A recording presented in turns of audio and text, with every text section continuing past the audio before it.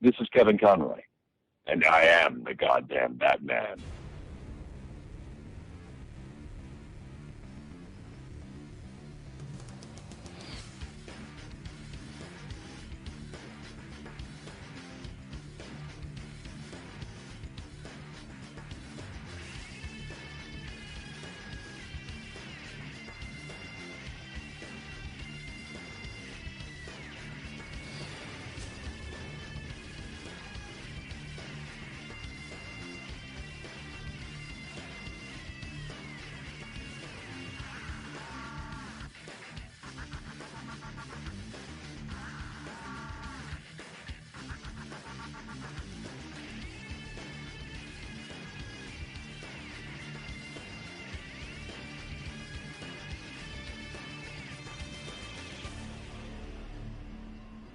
Hello and welcome to The Pull Bag. This is episode 298. That's right, 298 episodes, folks. No, you are not scratching your heads wondering what the hell is he talking about. Our good buddy Optimus Solo has done some math, and figured out that all of the Pull Bags episodes in the 5 years we've been online equals up to 297 released to this point. So this is episode 298. Going forward, the podcast will just have one numbering scheme. We will still have back issue classics, we will still have origins, we will still have all that stuff, but they'll just be under the regular numbering scheme as well. I am, of course, TFG1 Mike. Joining me is JT from Saskatoon. Hello, sir. Hello, hello. Hello, hello. And we are back at it with Batman Beyond Rebirth. We're going to talk about the Rise of the Demon arc, which runs from issues 6 to 11 of the DC Comics series. It's been about 6 or 7 months since we did this the first time. We did the Escaping the Grave arc back in May and June of 2017, so we're back at it with Batman Beyond. And, yeah, issue 6 starts it off, Rise of the Demon, part 1, The Coming of Curare. Oh boy, I love this cover. Oh, no, it's a great cover. I was just going to say, if either of us were God, we'd be making a very inappropriate comment about the cover right now. Yeah, because it looks like Batman has a dick in his eye. Well, I was thinking more just the coming of Curare. That too. He'd be snickering a lot. It's very messy. Yes. Uh-huh. It gets everywhere. Uh-huh. But, I love... The base cover is great. I like the alternate cover where, Batman's leaning off of this griffin gargoyle and roaring into the sky. Wonder if its name is Bruce. Nah. It's an old Spider-Man joke. I know it's a Spider-Man joke, but this isn't Spider-Man now, is it? Technically, it could be Bruce Wayne. Who knows? Who knows? And I like how pretty much every issue or the first issue of a story arc in any Batman title has to mention decades from now. Well, yes, we get it. It's the future. Yeah, in this series it does, because I have no idea,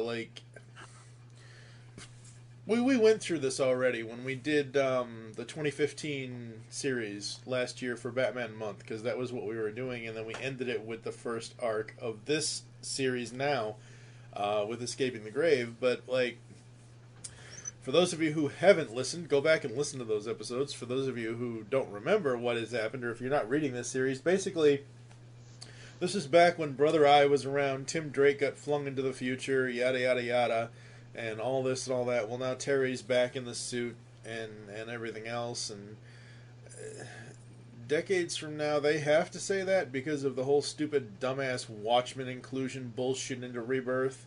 So I don't think it's really because of the Watchmen thing, but that's a podcast in and of itself. Yeah. I'm just saying, if you're a fan, if you're aware of Batman Beyond, it takes place in the future. So why do you have to keep mentioning it? But whatever. We start in Neo Gotham. We see some ninjas, attacking Curare. Mm-hmm.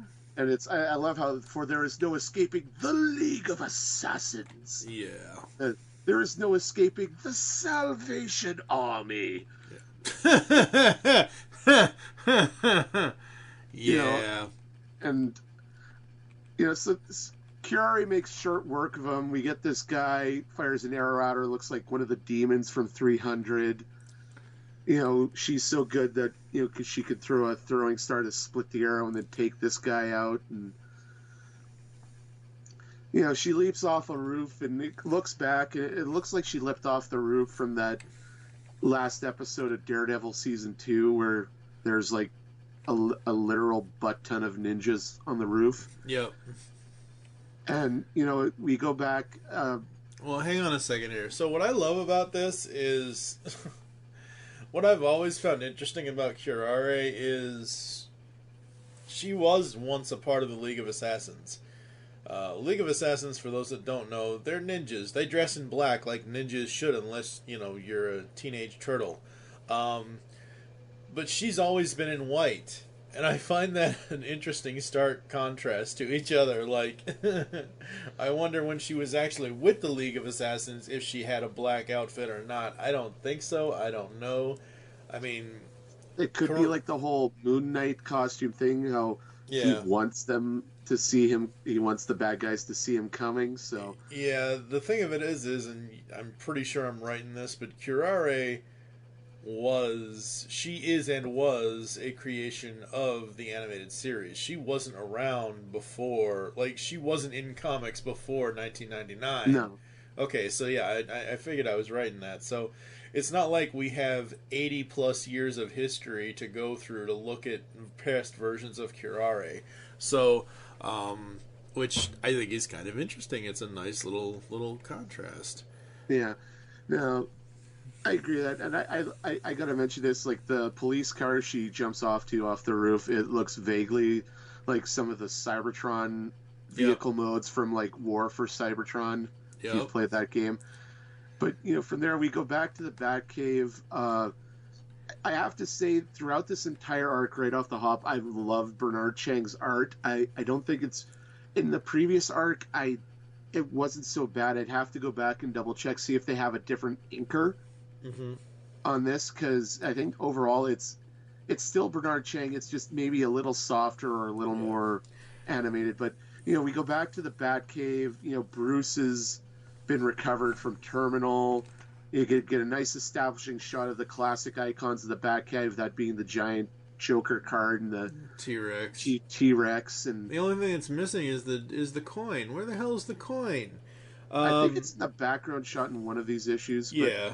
Marcelo Maialo is the colorist on this. I believe Marcelo has been with them. It's been Dan Jurgens, Bernard Chang, and Marcelo for the longest time, so I don't think the color/inker stuff has changed. Maybe Bernard changed the art style a little bit, because Bruce doesn't... You look at the close-up on Matt, Bruce, and Max here, and... that shot of Bruce doesn't really, like, I'm not expecting Bernard and Marcelo to directly rip off of the animated series style from Bruce Timm, but I don't know, that angle of Bruce doesn't really look like Bruce Wayne to me. He looks like a really, really old Kevin Bacon kind of character. I don't know. I still think it looks like Bruce, but it's like that first arc that we looked at. Yeah. He's not chiseled. A lot of the characters, they're not chiseled out of stone, is the best way to describe it. Like, they had this very, like, granite-like consistency to the art. Like, it's just, like, a lot of hard edges. Mm-hmm. If Bruce turns the right way, he could probably cut somebody with that chin. Yeah. So, but, Matt and Max are, isn't it great to be back, Mr. Wade? Sure is great to be back, Mr. Wade. Huh, Chief? Huh? And it's like, okay, yeah, and I like how he doesn't immediately turn around and give them the hairy eyeball. This is a softer, kinder Bruce Wayne. No less crotchety, but a softer, kinder Bruce Wayne. And I love the whole thing, like, I'm great. He didn't change a thing. It's like, Terry didn't keep everything the same. The Batcave was never a hangout for friends and family. And then, right on cue, Terry pimps in with Dana. And Bruce, you know, in the back of his head, he's like frickin' frickin'. And I love the look on Dana, like Chang's art. Dana's got this look as if she could give less of a shit. Yeah, like that's one thing I don't like. Like, I like all the other designs on Terry, on Bruce, on Max, on Matt. Dana does not look like Dana to me in this. Like, well, she looks like a real person. It's not even that, and we've talked about this before in other things that have used, like, eventually I'm gonna have Ryan Merkley on here and we're gonna talk about the Star Trek comics from IDW. But when I've read several of the Star Trek comics, the art style is photorealistic. Like, you and I did something that was photorealistic. It might have been one of the Iron Man things or something, where I found it a little jarring. Like, I get it, she's supposed to look like a real person. Real persons can look like what Dana is supposed to look like from the series. I'm not saying that has to be that way. I'm just saying this picture of her coming in, of the two of them coming in, she looks like a 14-year-old bitch in this shot. It just doesn't look right. I didn't get that feeling, but it just looked like she can give. The one thing I do love as Terry's coming down the stairs, the shot of that one, we kind of see like the OG Batmobile in the back corner, and then they got this other one on a platform that looks like a Batman Beyond version of the Batmobile from like Arkham Knight. Yep. It looks kind of badass, and it's got the giant tractor tires in the back. But Bruce and Terry kind of commiserate. We have a lot in common beyond being Batman. It's just they're just trying to get their get on equal footing again. After everything, Brother Eye and Bruce being held by Terminal. They mentioned the money a couple of times, or at least Terminal taking his money. I'm assuming he got that back. Maybe that'll happen in the next arc. Yeah. But I like how Dana's like, wow, I'm in the Batcave, and it's Dana and Terry, go off to talk about it, and then Terry turns around and hugs Bruce, and he's got this look at his face. He's like, I don't know what to do here. Yeah. And I love the line before that. Wait here so we can talk later, Bruce? ? Wait here? Where else would I go? Like, that is so Bruce Wayne, like, seriously. Yeah, well, I read that and I thought, where else? I'd go, well, you can go to the bathroom, can't you, Bruce? And also the whole where Terry hugs Bruce. I got a friend of mine here in Saskatoon who is essentially, he's Saskatoon Batman.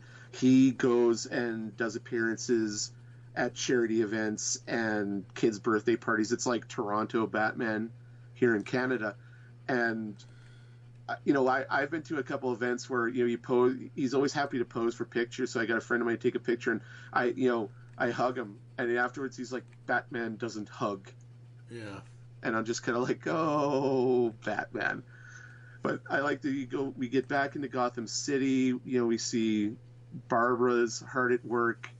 They bring up the fact that the Joker beat Terminal to death with a crowbar, because the image of the Joker beating someone to death with a crowbar in a Batman comic is something that'll never die. Of course not. Yeah. And then Barbara goes into her office and straight gets chumped by Curare. She's like, I totally need your help. I come in peace. Yeah. My intentions are peaceful, Barbara Gordon. I was like, you straight booted the door into her face and tore it off the hinges. And you're like, yeah, I need you to do me a solid right now. Assassins, just so presumptuous. Yep. But, when we get back to the Batcave and they're going over Terminal, and I like how they took, like, panels from the previous arc to put in the screens. Yep.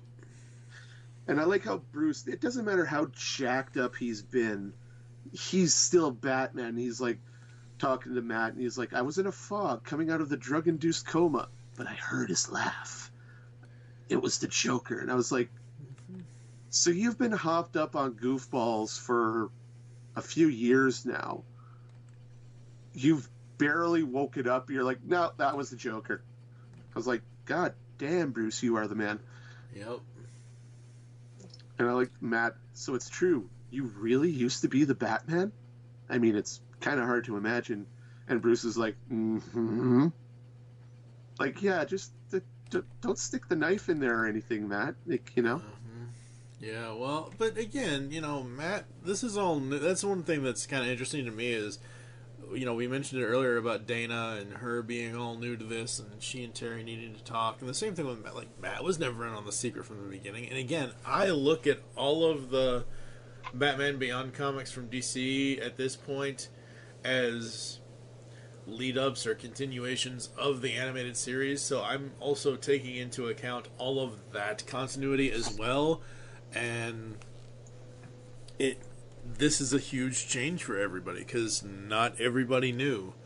You know, and Matt goes on to say about his suit and got shredded and they found the experimental one, and Bruce is like, experimental one? Describe it. And that's the one, the X7. Now that you mention it, he was wearing it when he saved me from falling to my death.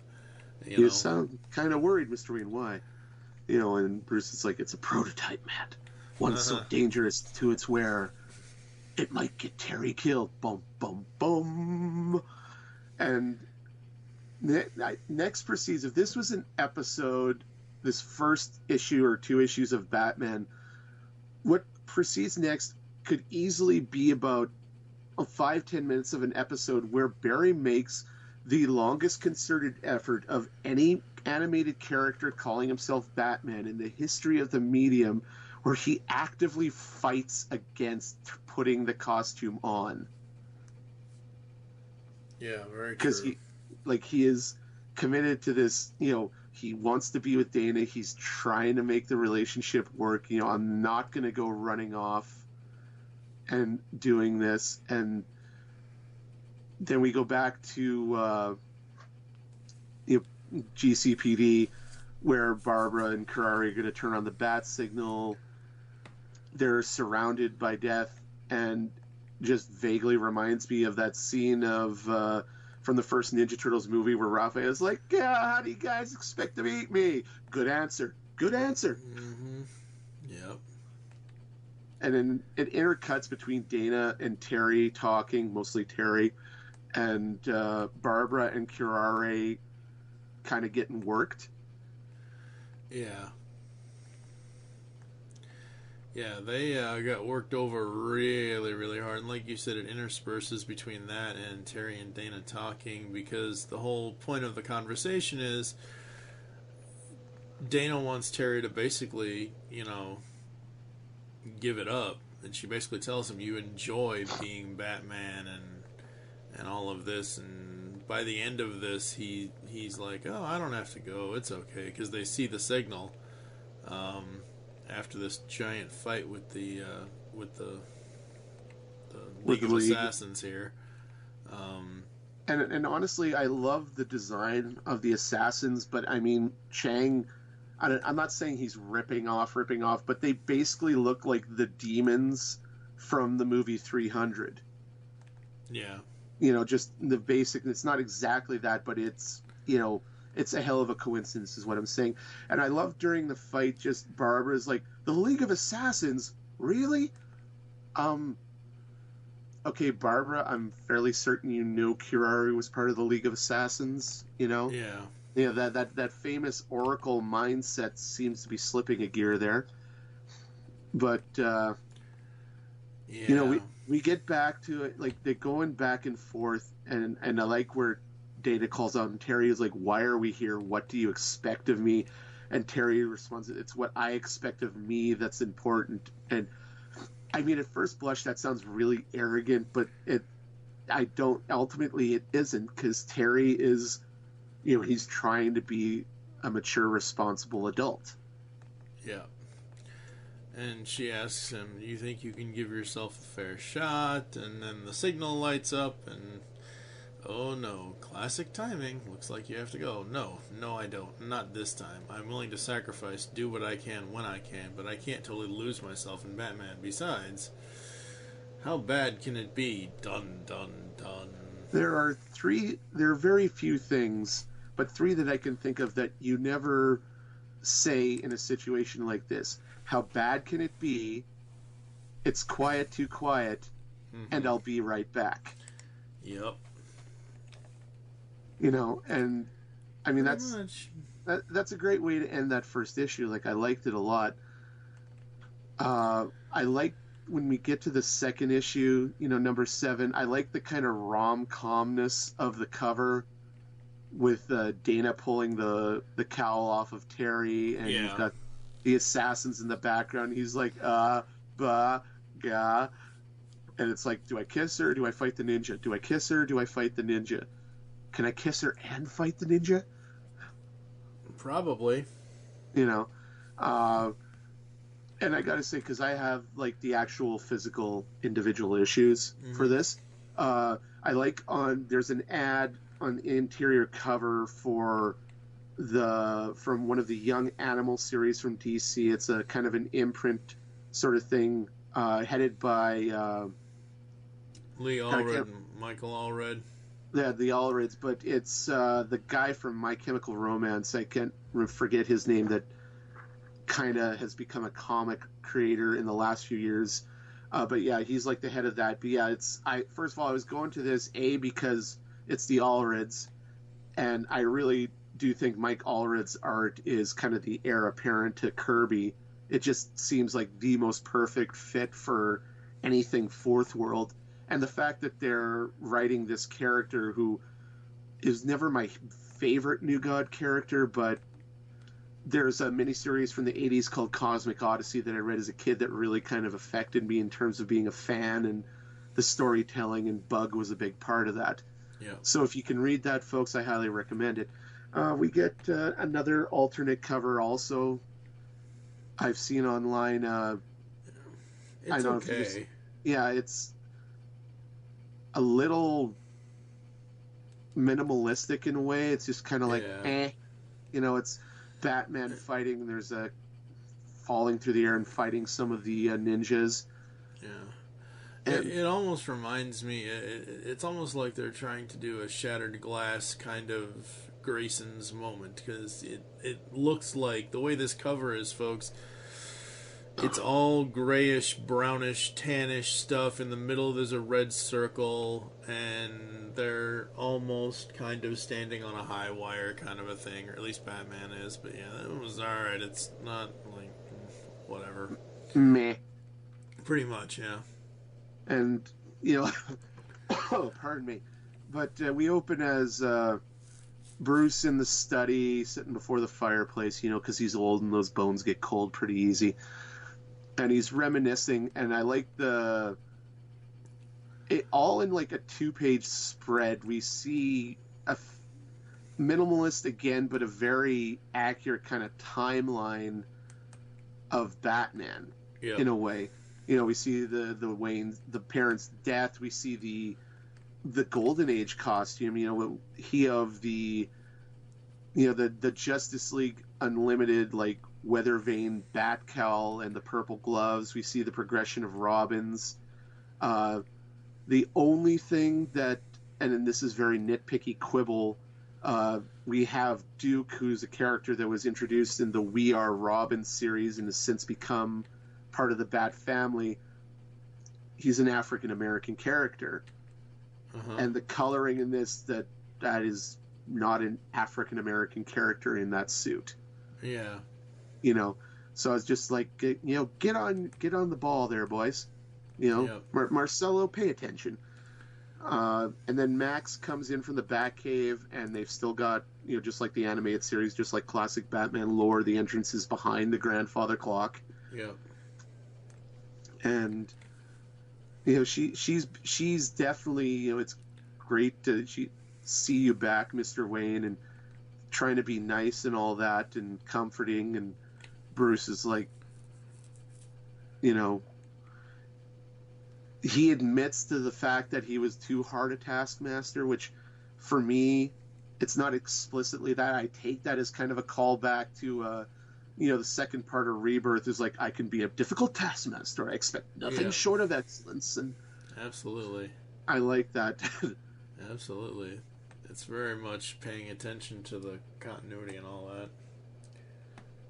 And he makes reference, I treated him as if he was a younger version of me, which is the clearest, a pretty clear delineation between this and the animated series, where in this continuity, Terry's dad's reproductive DNA was not rewritten by an aged Amanda Waller. Yeah. And this is like, which is why I think it's a lot easier for the writers like Dan Jurgens and other people who have written the Batman Beyond comics to allow Terry to be his own Batman versus the animated series, where Terry was his own Batman, but he was still firmly of the Bruce Wayne variety. And I think that's still true here. I really do. They haven't flat out said it. They mentioned Terry's father here, but I do think by the end of this arc that is also true of the fact that the DNA was rewritten. It just has not been revealed in this story, because this whole timeline thing is completely different from the Kyle Higgins run. The Kyle Higgins run was specifically continuation of the DCAU version, whereas this is doing things slightly different in different ways, so maybe that comes up later. It just hasn't been revealed yet, but by the end of this arc, and I know you've already read it, and people that are listening to this haven't, but he basically says it's almost like I have two sons. So... Oh, yeah, no, that's... it's it's a wibbly-wobbly, timey-wimey sort of thing, to borrow Doctor Who vernacular. But Matt comes running in. It's like, Max, Mr. Wayne, we got a problem. And I wanted to say it earlier, but Max is not, he's not nearly the annoying little butt stain that he was in the animated series. And I know Matt, he was... Yeah. Sorry, I meant to say that. But, and I know he was only like a kid, and he's at 3 or 4 years older now, so he's a teenager, or practically a teenager. It's just, I like the whole classic Jimmy Olsen like quality that Dan Jurgens has written Matt with. Absolutely. It's like, I got your coffee, Chief. Don't call me Chief. So funny you mention that, because 2018, folks, is the 25th year anniversary of Lois and Clark, The New Adventures of Superman, and I've been going back and rewatching that series again for the upteenth time. I haven't done it in a few years, but I did it, I think, back in 2009, 2010. And the first guy that played Jimmy, I forget what his name was in the first season, but he was okay, but Justin Whalen as Jimmy in that series is so much better. I kind of like... don't get me wrong, I haven't watched Lois and Clark in years, and I recently started a watch through of Smallville myself. And don't get me wrong, Justin Roiland, the original Jimmy, and again, I can't remember the actor's name either. I kind of liked him more because I liked that more kind of modern take on Jimmy that he was doing. He's not quite a sleaze, but he isn't the pure as the driven snow that Roiland did. And don't get me wrong, I like Aaron Ashmore's take on Jimmy in Smallville, but Roiland, he has that. I think he's the right mix overall of modern with classic Jimmy. Yeah. And this is at a time in the comics too, and we'll get back to Batman in just a sec, folks. This is at a time in comics where Jimmy had quit being a photographer, and he was kind of an on-air personality for WGBS, and they were trying to evolve him, how Jimmy Olsen was, before they invariably find some excuse to make him a photographer again, which isn't really a bad thing. It's just, he's a great Jimmy is what I'm saying. But, we get Matt bringing him back to the Bat Caves, says the signal's been on for 10 minutes and Terry hasn't responded, WTF. And then Bruce is like, see if any of my satellites are still around. Matt's like, you have your own satellite. Mm-hmm. Bat satellite, Batellite. Yep. It's all about the branding. Absolutely. You know what the crazy thing is? The first Jimmy Olsen, just to go back to that really quickly, Michael Landis, it's not Landis, it's Landis. So yeah. He's 45. Justin Whalen, who was the second one, 43. Jimmy's old at this point. Oh, God. Yeah. Just Jimmy Olsen, man. He's a survivor. But you see, I like how Terry is like, Dana's like, you should go. It might be an emergency. Is like, Terry, it's always an emergency. Yep. You know, and I like that second panel. Terry's got this very annoyed look on his face. He's like, God damn it, Bruce. Yep. And he's got some legitimate concerns because he's afraid if all he has is Batman, he's gonna go nuts. Mm-hmm. And we get back to Kirari and Barbara continuing getting the work over. I mean, Barbara's obviously taken more hits than Kirari, you know, given her own, but she's still, you know, giving her. And then you get back to Dana and Terry, they've got the cell phone cards, which made me think of like the Avengers communications ID card in Marvel Comics. Right. And he's like, nope, ignore. And Bruce is like, resin, frickin'. You know, you could see, I love that shot of Bruce where he's peeved right now. He's like, God damn it, Terry, answer the damn phone. So he calls Dana, and Dana is like, you know, Bruce has really overstepped his bounds. And Dana's like, Terry, bad things happening. Go do. And then Terry's like, oh, shit.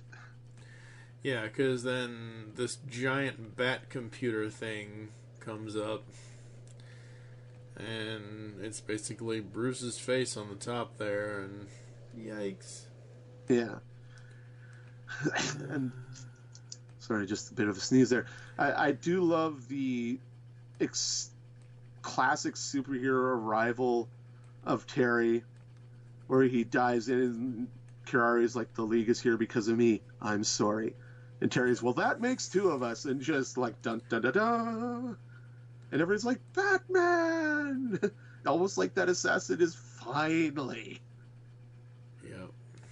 I love, you know, I said it before that, and when you mentioned it too in last arc, that the X7 suit, it kind of vaguely looks like a symbiote with like the Tron-like power lines and, you know, everything. But again, maybe I have to go back and check who was the colorist on that first arc. If they had a different inker, it might even be just like the coloring process. But again, like the art is softer and it doesn't annoy me as much this arc, and particularly this design of the suit as Terry goes in and lays waste to the assassins, the ninjas, the assassins. And Matt's telling Bruce, you know, it's intercut with Matt telling Bruce, the other suit was shredded. We found this in the vault.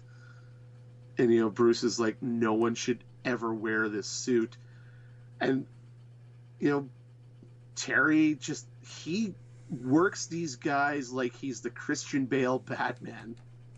Yeah. Like, you know, that scene where it looks like he's popping like M&Ms out of the belt, you know, and throws them in their grenades, and he takes out the bat signal, you know, time for a hands-on approach, and he pops like, you know, these even wickeder looking talons, which also maybe it's by virtue of the art or the gauntlet flanges or whatever you call those. Right, yeah. And then he goes to Wolverine. He goes straight Wolverine on these guys. And then you see the aftermath, and, you know, literally Terry's come in and fuck these guys up. Pretty much, yeah. And Kirari gives him this scroll vid screen kind of a thing to show him that Ra's al Ghul is alive. Dun, dun, dun. And I can totally hear, and you know, once we get to the reveal of who is truly beneath the demon's head mask, I don't want to spoil it too soon here. I imagine there's some sort of voice changer built into this mask, and that is David Warner. So if this was the animated series, I would totally hope they could get Mr. Warner back, because we need the one true Ra's. Yep. Absolutely. I mean, don't get me wrong. I love Gotham folks, and Alexander Siddig, Dr. Bashir from DS9. is a great actor, and he is clearly enjoying the hell out of the role. But nah, I'm sorry. There is but one, as there is one voice of Batman, there is one voice of the Demon's Head. Yeah. But there is, yes, you're right. There generally is one voice of Batman, but there's another voice of Batman, because I don't think Kevin Conroy can pull off, you want to get nuts? Let's get nuts. That's the only thing I don't think I don't think it would come across as well with Kevin doing it. But, I agree. Adam West made that line sound really good. What? No, Michael Keaton, you jackass. Adam West is dead. And Adam West said that line. No, he didn't. Yes, he did. Have you not seen Rise of the Cape or Return of the Cape Crusaders? I have, but that movie was too awful. Are you high? That was beautiful. No. Oh, we'll have to do a review on that. It's someday. Already been done. That movie was just too. It's not about who's in it or the voicing or the animation. It's about the fucking story. That movie is too goddamn long. Like, it's 7 episodes of the television show put together. It reminds me of Gotham Knight. It's 6 things trying to mesh together, and it's not at all. Anyway, Return of the Cape Crusaders is barely over an hour. Yeah, well, that's too long. It should have been 40 minutes. Anyway, we get to the next issue, which I love this cover. You know, Batman sprouting these Big Hero 6 wasabi-style back blades out of his hands with a bunch of the assassins in the background. Absolutely. Did they have alternate covers for this? Because I didn't recall seeing an alternate cover for this. There's one. It's similar to the last one. It's him standing in the middle of two of the. It's a red kind of. It's a grayish cover with him in the center and 2 demons or whatever, a League of Assassins in red and black coming at him. It's not that impressive. Okay. So we start off with Bruce. Decades from now. Yeah. As they have to keep reminding us. Mm-hmm. Well, again, you got to remember, we're covering these all as one arc, and these come out monthly, so not everyone is going to be reading this series. Why they aren't, I don't know why, but... Yeah. But yeah, Bruce imploring Terry to, get this dangerous prototype off, and... Terry says no, because Raish is alive. I got to deal with this. Yep. But I like how Bruce is like, no, but you have to come back, Terry. We can deal with Roz later. And Raish, get it right. Raish, Roz, whatever. No, it's not. There's... it's Raish, damn it. Anyway, so Ubu's son shows up and, decides to destroy everything. Which, well, yeah, and I love his name is Koru Nobu. Okay, got to keep that brand alive. I do like that when he calls traitor, I thought of that one scene in The Force Awakens where you see you get the one stormtrooper, he sees Finn, and he pulls out like the anti-lightsaber nightstick. Yeah. But yeah, he destroys... well, he doesn't destroy Karari's craft. I thought he did. But he, leaps off, and he's got, these energy-enhanced blades. And, him and Terry go at it. And I like how, as good as he gives, Terry and Karari are just able to give that much more back until... somebody gets run through with a blade. Yep. Yikes. Yeah. It's just damn,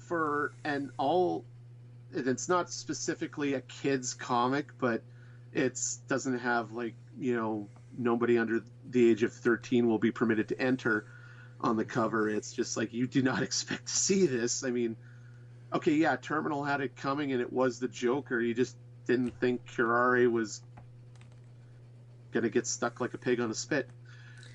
Yeah, true. But then, Terry's in the craft and Kirari has already programmed to take it, back to, I don't know, it might be Nanda Parbat for all we know. It's never specifically mentioned. It's a stronghold of the League of Assassins, and he's trying to, get out of the craft, and the suit starts pumping him full of, like, drugs or whatever it are affecting his nervous system to calm him the F down. And then Bruce kind of gives him the skinny on why and how he created the suit. So, and I guess this would be, if you were to fit this into the story of the animated series were to happen in this timeline, obviously with differences, this would be after Bruce, saved the heiress in the beginning of Rebirth. Right. And before he signed up, Vreeland, yeah, he gave it that one more college try. Mm-hmm.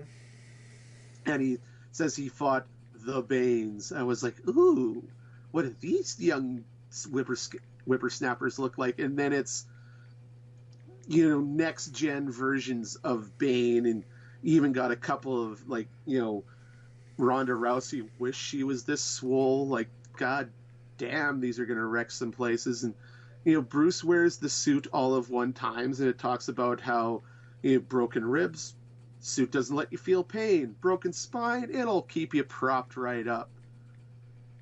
And I'm just kind of like, ooh, that just, and this is a flashback, and you already get a sense of the danger of this suit. And I imagine, like, after he gets back to the cave, and it's, like, sitting there after he managed to get it off because the suit was somewhat compromised, you would have that where, never again. And, he shuts it all down. So it kind of goes in, keeps going. Why didn't you destroy it? Well, I was trying to fix it. And, then shit happened, and I got busy. And everyone's like, yeah, we gotta, we have to save Terry. And you see Terry flying in. I like how they never give a name to the AI in the suit. And I think that made it a bit scarier that they didn't, unlike like the Alfred AI that comes back further along here in the series. It makes it a lot scarier. But I would say if this was part of the animated series, I could totally hear Jeffrey Combs voicing the suit. I don't know. When it comes to Batman Beyond, when it comes to I get it. It's always going to come back to DCAU for me, and I get it. He's not with us anymore, but it's always going to be Ephraim Zimbalist Jr. Jeffrey Combs would be interesting, but... Well, I mean, for this AI, obviously, if we could have Ephraim voicing, like, the Alfred AI, well, duh. Oh, you mean for the evil AI? Yes. For the evil Jeffrey Combs. Yes. Absolutely. He was the Question. He was Ratchet in Transformers Prime, and honestly, one of, if not my favorite voice in that series. But we get a couple of assassin demons, surface-to-air missile. And I love how the suit is like, alert, ground activity detected. What kind? Audio would indicate surface-to-air missile. Boom! And Terry's like, thanks for the heads up. Yep. But, he gets in, he pops his talons again.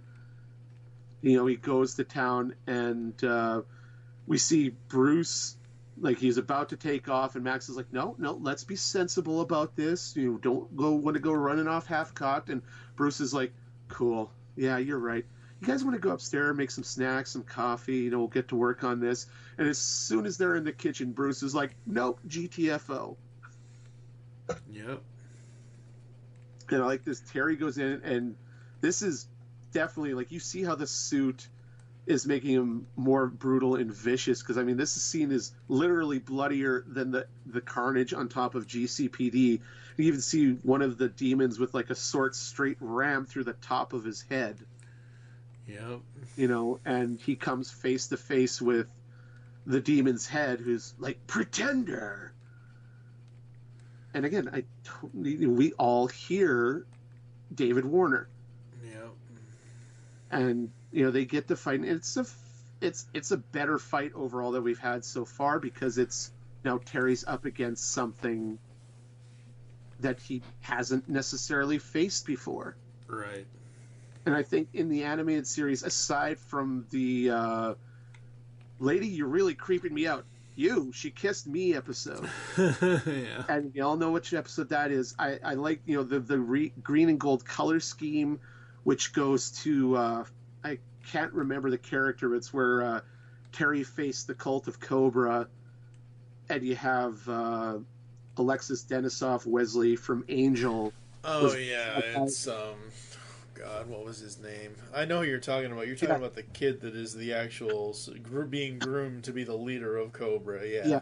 And that's like the closest that Terry actually fought like a Raish-like character, aside from when he actually fought Raish. But anyway, I appreciate the design. It's for me, it's a callback.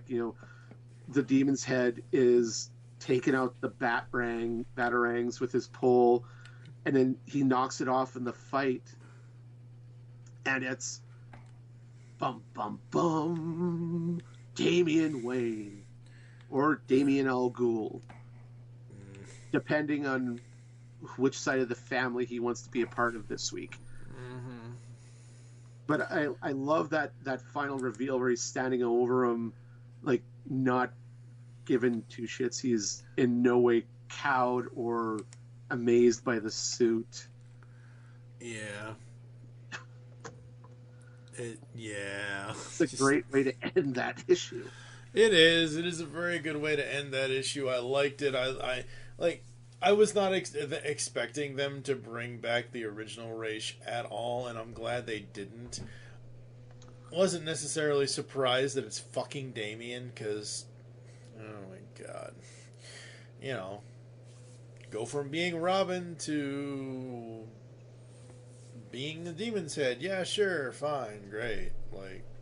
Well, I mean, technically in the mainstream continuity, both just before and post Flashpoint, Damian was not so much meant as being the heir to Raish as being spare body parts.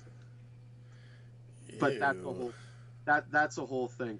But we get on to issue 9 of The Demon Lives. I love the cover I have where Batman's being swallowed up by the snow in the Himalayas, and Damian's standing over him with this badass looking sword ready to strike the final blow. Yep. And we open it up, and when did this take place, Mike? I forgot. We open it up, and never expected this. That's who I think it is, right? Retina scan and voice analysis confirm identity. Father, Bruce Wayne. Mother, Talia Al Ghul. Maternal grandfather, Raish Al Ghul. Yes, McGinnis, it's me, Damian Wayne. I've wondered about you, Junior. I wondered why I got the suit, and you didn't. The answer is simple, Pretender. I did. Mm-hmm. And again, that's like a classic. That this kind of 2-page thing here. This is not just a classic comic book image of the hero and villain ready to do battle. This is an image straight out of some old Chop Socky Shaw Brothers kung fu classic. Like, the hero and the villain going to battle like that.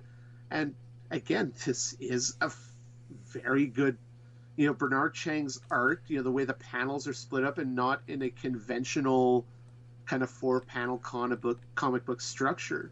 Yeah, and they've always done this. I mean, like, the way I read these is Unguided View on Comixology, and the point where Damian says, "Stay back, I will deal with my father's emissary alone." You get, Terry flying at him, "Emissary, Bruce has no idea I'm here." And then it's like 4 short panels before it goes to a larger thing here. I do absolutely love how they do that. I've always liked how they've done that in this series. Oh yeah, but I mean, it is a fairly pitched battle, and I like the one image before he makes the whole before he makes the emissary comment. Yeah, that scene where Terry does that like wide sweeping blow, and how the suit pops out the wing like a blade. Yeah. I love that part. Like, that looks kind of deadly, and who's to say popping it out at that moment like that wouldn't, cut somebody like a Sunday ham. But you get into it, and I love that shot of Terry throwing batarangs and one swipe of his, staff weapon, and he takes them all out, and it just Damian, his blade is shattered, and he grabs the blade or the part of the blade, and he throws it at Terry like ain't no thing, and like they keep going to it, and we get back to the Batcave, pardon me, and Max and Matt. And I like the sound of that, Max and Matt. They're talking to Bruce. They're like, what the hell, Bruce? Like, why you got to play us like that? And Bruce gives them kind of the lowdown. I think between panels, we don't see it right here, but I think he kind of gives them the lowdown in between about the suit, and we see them tracking, and they're like trying to position the satellite, and they see it's Damian, and we have Bruce flashing back as once he gets there and he's climbing the Himalayas, up to the demon's stronghold.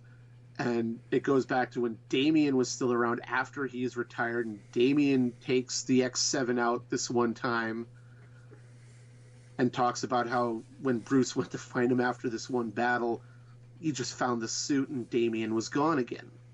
Yep. And then Koru shows up. Of course he does. He shows up and ruins everything. I like that. Let me guess. Your father is, and Koru corrects him, was Ubu. Yep. And you can see, I would have loved to see a more extended fight here, like young versus old. It would be, I imagine this would be, if they had a fight like that, or at least a more involved one, it would be not unlike the Jokers versus Bruce in the first part of Rebirth. Oh, yeah, absolutely, yeah. Don't you know who we are, old man? We're the Jokers! Yeah. Sure you are. Mm-hmm.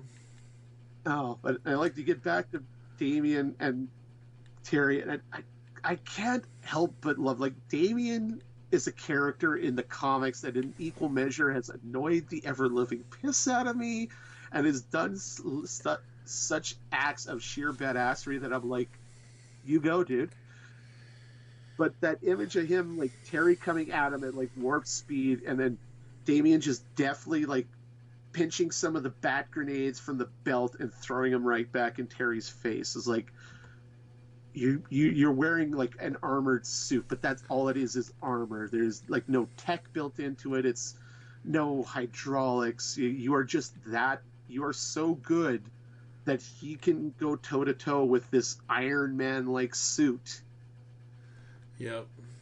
And I'm not just saying that because this is like an armored suit of Batman. There's an arc in Iron Man where his suit developed sentience and tried to like permanently bond with Tony, and it got a little weird. To say the least, yeah. But, Damian maneuvers Terry down into this pit, and is like, I know its vulnerabilities, such as the exact frequency needed to jam your cyberlink. And Terry's like, what? And then, Rebecca Black starts playing or something. I don't know. God, no. But, and I like how Damian, he's like, lays it all out. I manipulated Carrare, wanted to see Hugh out. He set this up. Like, he wanted Bruce and Terry here. Yep. And we get back to Koru versus Bruce, and, well, Bruce is getting worked, because Bruce is old as shit. Yeah, he ain't no spring chicken. And I do love the badassery, if you will, of Bruce pulling... Okay, I thought this was like a callback to him pulling a gun on the kidnapper in Rebirth, but no, it's a grappling hook that... mercifully does not like penetrate Koru like through his gut. It just literally just hits him in like the armored chest plate and knocks him back. And Bruce keeps going on and puts the rebreather mask on because he's old and he needs that O2. And he comes upon Damian about to plunge that wicked looking sword into Terry's chest, and Damian's like, "Oh, hi, Dad. Nice to see you." Next, death sentence. Dun, dun, dun. I think this issue does well with the whole setup. It does well setting up the Kuru Ubu thing. It does well with, the whole Damian Terry thing. I think that's good. I love the art. I think that X7 suit looks so friggin' cool. It's a very good design, I will admit. Yeah. But, it's kind of like... I like this design. It's great if they had kept this. It's analogous to the Ben Reilly Spider-Man suit they had in the 90s during the Clone Saga. Right. Where they, it was a great redesign of the classic suit, but nothing beats the original red and blue, just like nothing beats the original red and black. Right. Absolutely, yeah. So as we get into, was this part 5? As just like, oh, that's how the numbers work. The cover, you get Bruce coming into the headquarters here, and the image of like the suit's about to go nuclear, sort of thing, with all this energy crackling around it, and Terry screaming, and as the title blurts, out of control. Yep. Very, very, very cool. And then the secondary cover is just Batman standing on the lone mountain here with red sky and all that. So we open up with a flashback. The classic first image of, in a different angle, but the classic first image of Damian meeting Batman, who's like, "Father, I imagined you taller." And this is where he's like knee-high to a tadpole, and, he's lived his entire life with his mother and his grandpa in the League of Assassins. And we get a 2-page spread of kind of the history of Damian Wayne. We even get a little shot of Batman and Talia kissing, which I haven't read Son of the Demon, which, interesting bit of trivia, was originally seen as an Elseworlds graphic novel, because it in one part of it, Bruce and Talia, do the nasty, and it ends with this baby draped in Talia's jewelry being left on the stoop of an orphanage.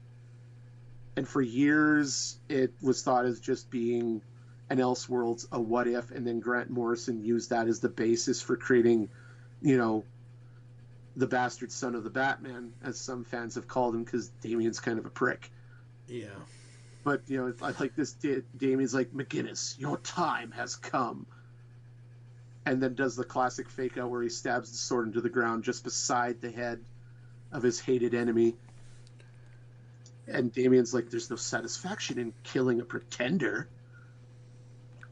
Absolutely. And Bruce like climbs down into this pit, and Bruce is like trying to talk sense into him.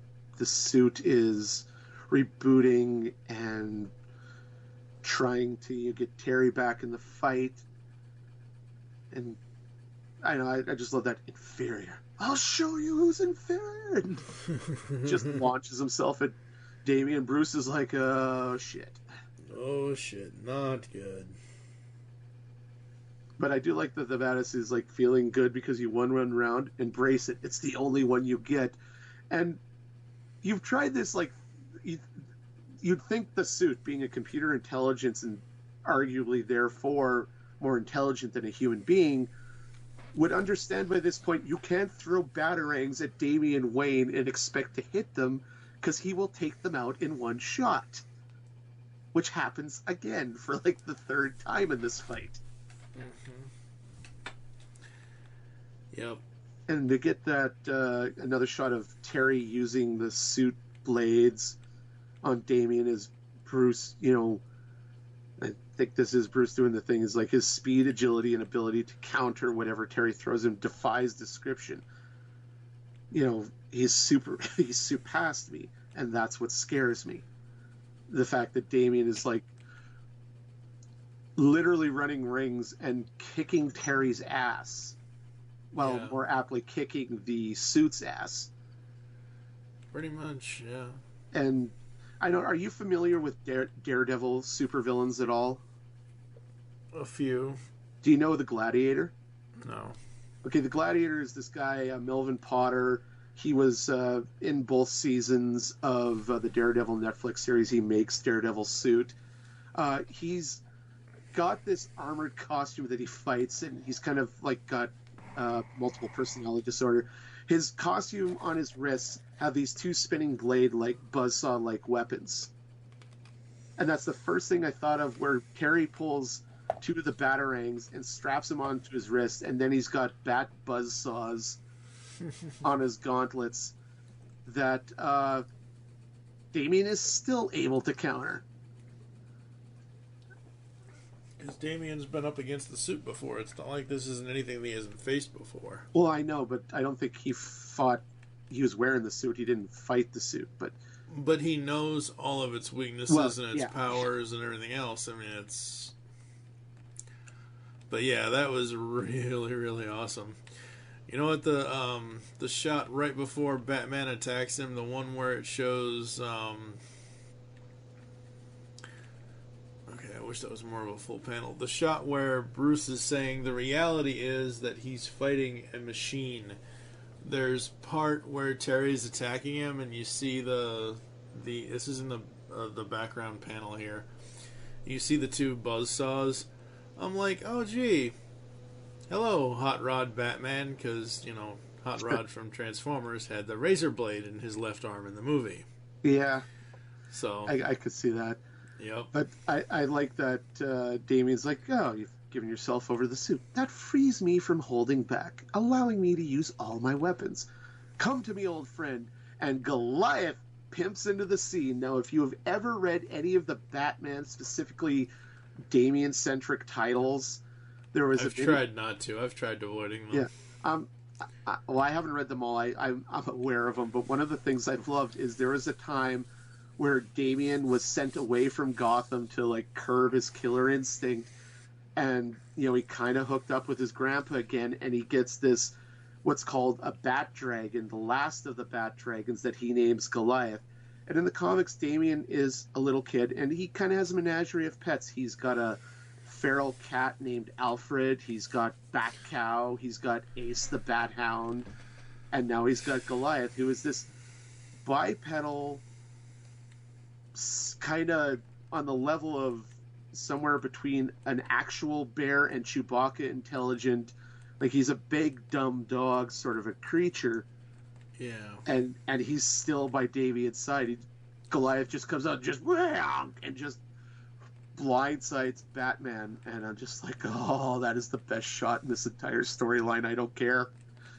Yeah, that is so cool.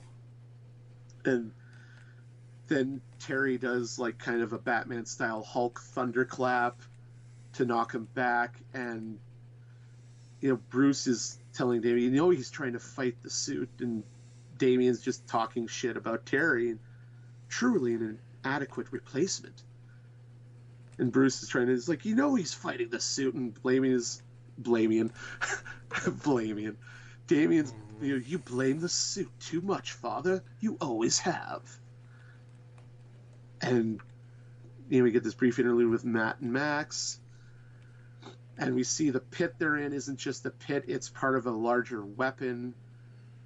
And eventually we find out that we see a flashback with the original Ra's, and this is all pre Brother Eye and absolutely, yeah. New 52 Futures End, because it basically the League of Assassins rebuilt this enclave and then just hid from the rest of the world while Brother Eye and the cyborgs were running roughshod over the planet.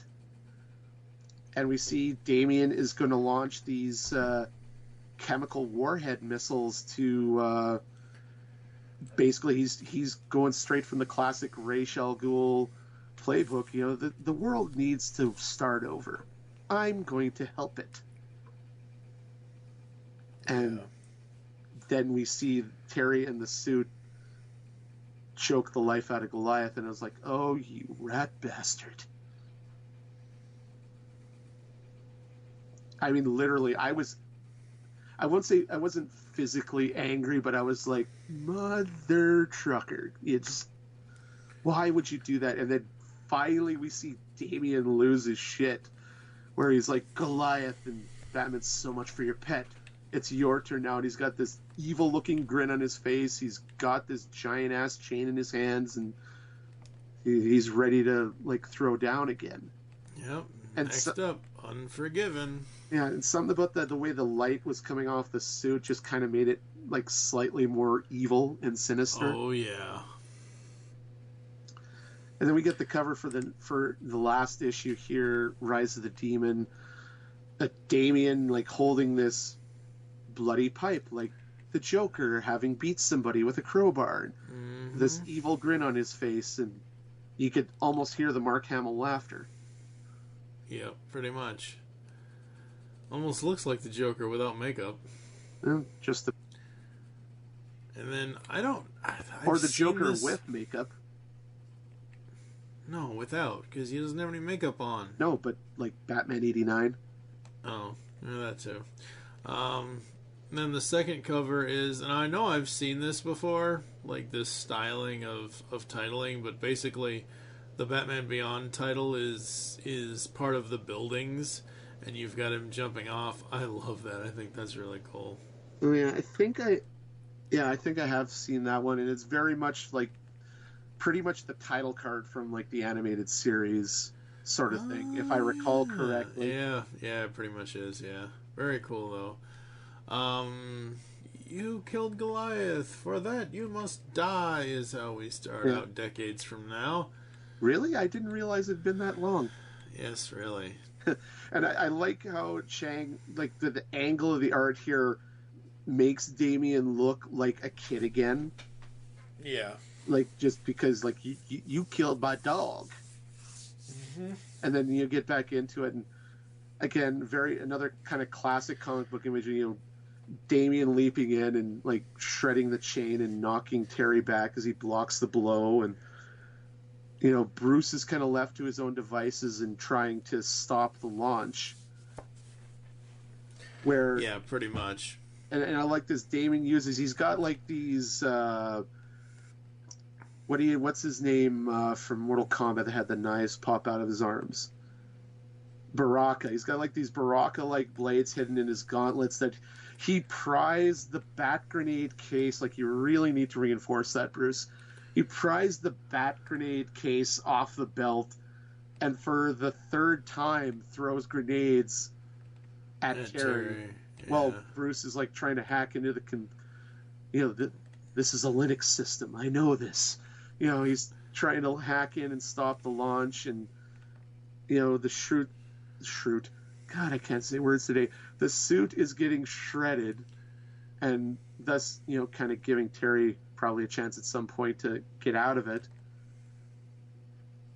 But, you know, he gets Damian by the throat, and Koru's trying to stop Bruce, and, you know, the suit, you know, Terry is fighting the suit, and then does he throw Damian, or does Damian get loose and he takes Koru out? It's kind of hard to tell.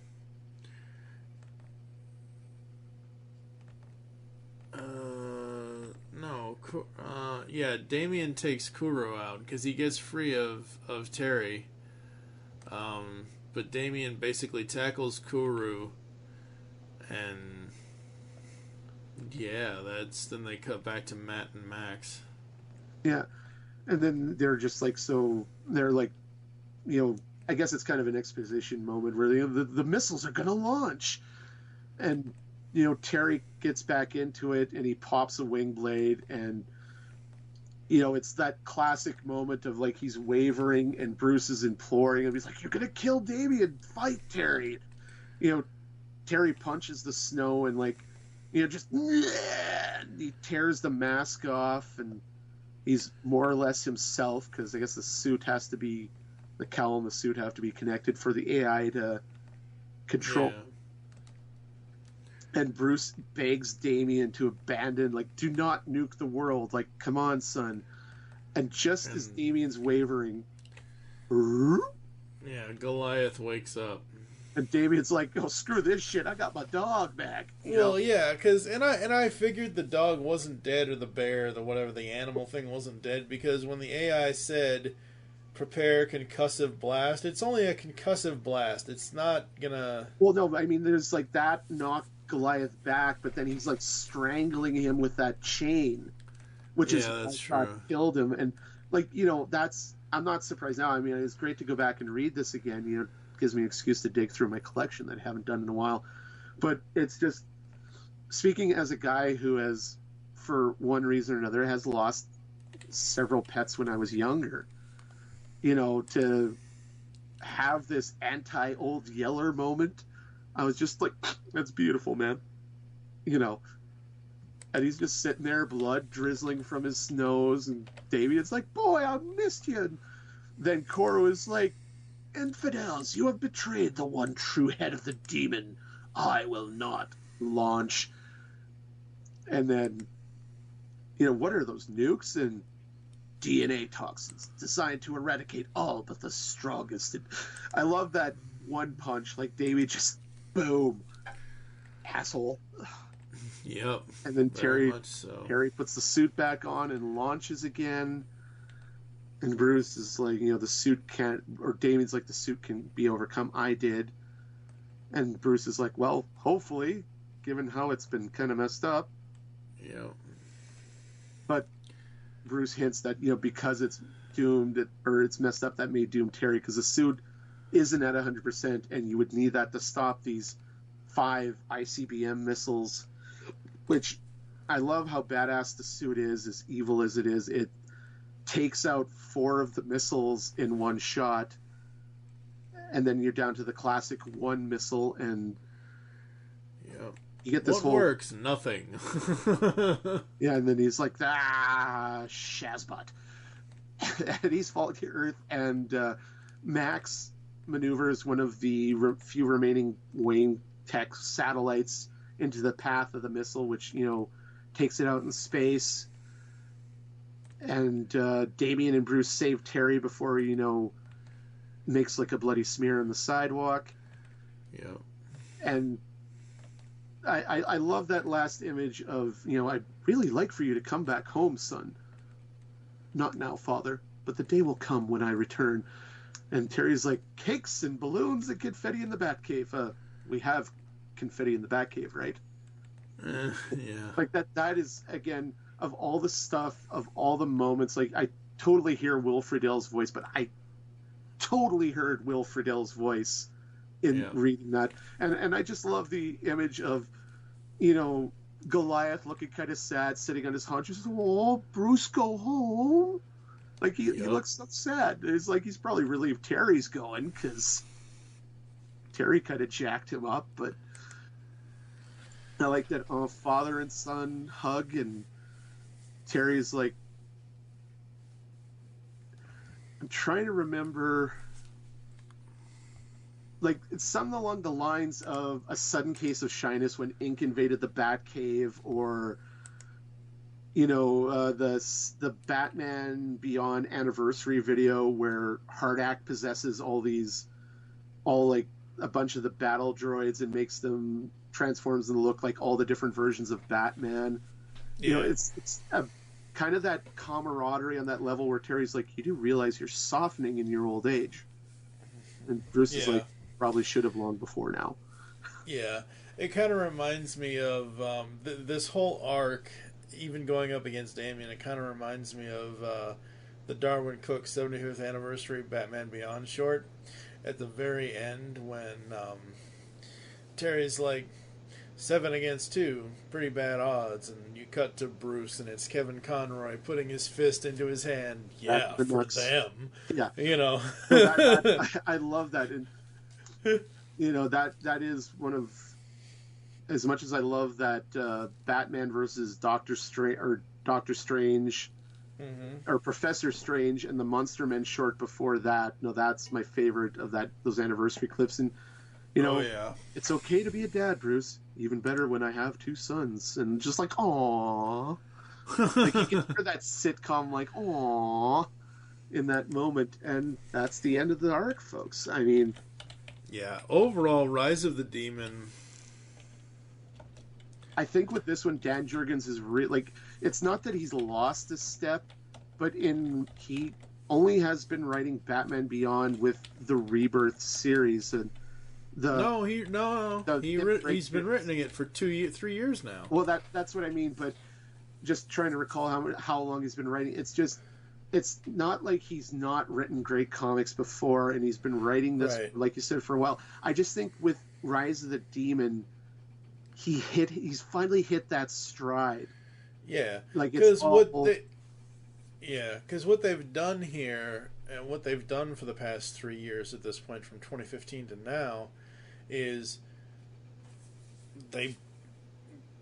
so Kyle Higgins' run ended 2014-2015. Dan's run started, and we started with the whole Brother Eye flung to the future, future's end kind of thing with Tim Drake, yada yada yada, which was great. It's a great story. Go back and listen to the podcast we did on that last year, folks. But since he's been writing it, and even at that time when we started that, he had the 6-issue Batmite miniseries, which we covered as well. The Batmite series allowed him to be silly, goofy, and funny, and like really cliche about everything. But this series allowed him to delve into deeper mythos of Batman Beyond. It allowed us to see someone else that was a Bat family member in Tim Drake be able to be in the Bat suit, because like we said, he got flung into the future. And then we figured out this whole basically what the Dan Jurgens' run of Batman Beyond has done is basically flipped the animated series on its ass and given us whole new ways to look at it. Like, I never expected Terry to be, drugged and whatever, from Terminal and pretending to be Rewire. Like, once Kyle Higgins introduced Rewire,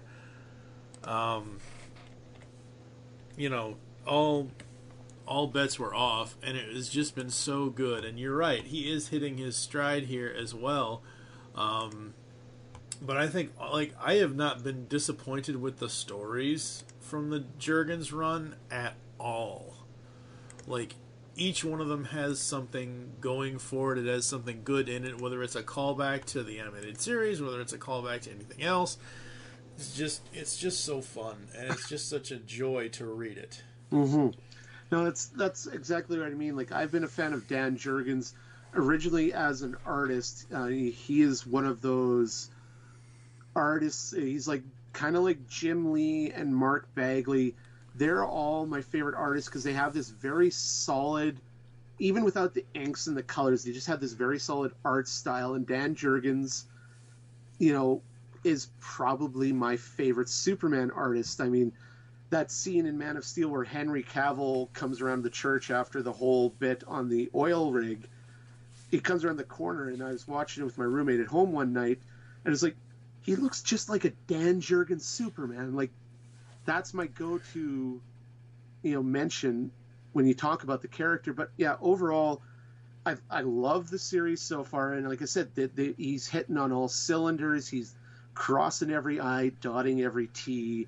Yeah. This could have been, if they wanted to, they could adapt this into one of the DC animated films, kind of tweak Absolutely. It. Just have it like during the run of the show. You don't have to have the whole Brother Eye thing. You could have Matt and Max and Dana, or at least Matt and Max involved, and have Bruce go off to save Terry. See, I think what would be a really cool DC animated original movie would be to adapt the first arc of the Rebirth, Escaping the Grave. Adapting that would make for an excellent animated film, because you could bring Will back, you could bring Kevin back, and you could even bring Mark back if he wanted to do those few little laughs and whatever, because Bruce was the Joker for a while, kind of a thing. That would be really, really cool. Oh, yeah. Rise of the Demon, it wasn't what I thought it was going to be. I thought it was going to be, they found a way to bring the actual Ra's David Warner back, and thankfully I'm glad it wasn't that, because let's be honest, folks, with Gotham, the TV series, with the CW. I'm getting sick of Ra's because, yes, Gotham is on Fox, but also Arrow used Ra's al Ghul and all of that. And Arrow is not Batman, damn it. Arrow is different. Stop doing that. Thank God they've stopped doing that at this point. Arguably, Green Arrow was essentially a Batman knockoff from his inception. Yeah, but I know it's a weird thing with Marvel and DC that, you know, when they're making movies, all of a sudden, like, this, and this character are off limits for any TV work. I mean, granted, I've loved Arrow from the beginning, and even from the beginning, like, I understood they're going for this whole, you know, they can't use Batman, so Ollie's going to be Batman. And they kind of rejiggered the whole idea of him being trapped on an island into, you know, making him be Batman. I get that. But it's also like now they can't use, because Lord knows if we're going to get a Justice League 2 and you have that awesome shot of, you know, Joe Manganiello, Big Dick Ritchie from Magic Mike as Deathstroke as like the whole Marvel end credit teaser they have with him and Lex. And now because they might be making Justice League 2, or they may or may not be making the Batfleck movie with Deathstroke as the villain, they can't bring Manu Bennett back on Arrow as Deathstroke, because that's going to confuse people. It's like, no, it won't. No, it won't. Which is the TV stuff is so much better. Like, I've said this ever since, and I know we're way off track from Batman Beyond, folks, but it all ties in. Arrow Season 1 and 2 were great, amazing, epic, and whatever. Arrow Season 3, 4, and 5 were... Season 3 was okay. It was kind of... Yeah, because of the whole League of Assassins, Ra's al Ghul thing. Season 4 and 5 are just garbage. And Season 6 is so much better. Season 4 specifically is more garbage than Season 5, but Season 6 is almost like Season 1 and 2 level of awesomeness for Arrow for me. Oh, yeah. Right now, Bringing for it back. me, I said this in another show recently. Flash and Legends tie for first for me right now. Arrow is a close third, and Supergirl is in last fucking place because Supergirl Season 3 sucks so hard right now. I don't think it sucks, but it's off brand from what it was. It just sucks so much.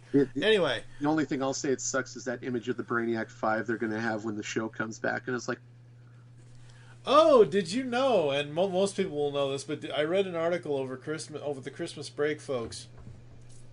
Supergirl, she's getting 2 episodes, January 15th and January 22nd, and then she's going on break for 9 months, and Legends is going to take her slot on Mondays. Well, it's not break. They're switching, like, the schedule around because they're bringing in Black Lightning.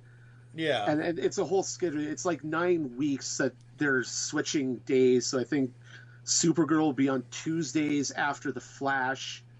And then Mondays is going to be like Legends and Black Lightning. And then, yeah, but Black Lightning isn't even tied into it yet. Lightning is supposed to be separate. It's a CW show, but it's not in the Arrowverse. It's in that Arrowverse in the concept that it's in the multiverse. It's not. Yeah, I'm telling you, they have specific. I've read articles about this that specifically say it is not tied to the Arrowverse. It's its own thing. Could they tie it in eventually? Yes. But I've also read stuff, Mike, where they say, yeah, it's not tied into Arrow the way Supergirl is tied into the Arrowverse. It's tangentially tied in because it is taking place in one of the 52 worlds of the DC multiverse in the show.